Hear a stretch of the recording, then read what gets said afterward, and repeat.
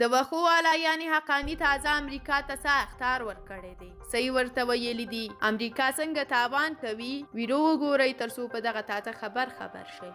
د افغانستان د سرپرست حکومت د کورنیو چارو وزیر سراج الدین حقانی ویلي دي چې که چیرته امریکا د دوی حکومت په رسمیت ونه پیژني نو پر وړاندې به یې ګواښونو ته دوام ورکړي. نوموړي له الجزیرې سره په تازه مرکه کې زیاته کړې ده چې که امریکا د افغانستان نوی سرپرست حکومت په رسمیت ونه پیژني نو زیان به وکړي. هغه څرګنده کړې ده چې امریکا په دې کار سره له افغانانو سره په ښکاره د دښمنۍ دروازې پرانیستې پرېږدي. نوموړي ټینګار کړی دی چې که چیرې نړۍ دوی په رسمیت وپیژني له هغه وروسته به نړۍ ته هیڅ راز ګواښ متوجه نه وي او هیڅ ترهګریزه ډله به په افغانستان کې د پښې ځای ونه لري. حقانی ویلي دي چې دوی له امریکا سره په دوحه کې شوي تړون ته په بشپړه توګه ژمن دي او له امریکا هم غواړي چې تړون ته وفادار پاتې شي. د یادونې ده چې نړۍ د افغانستان د نوي سرپرست حکومت د رسمیت پیژندنې لپاره د پراخ بنسټه دولت رامنځته کېدل، بشري حقونو ځانګړې توګه د ښځو حقونو ته درناوی، له ترهګرۍ او مخدره موادو سره مبارزه او دغه راز له نړیوالو ترهګرو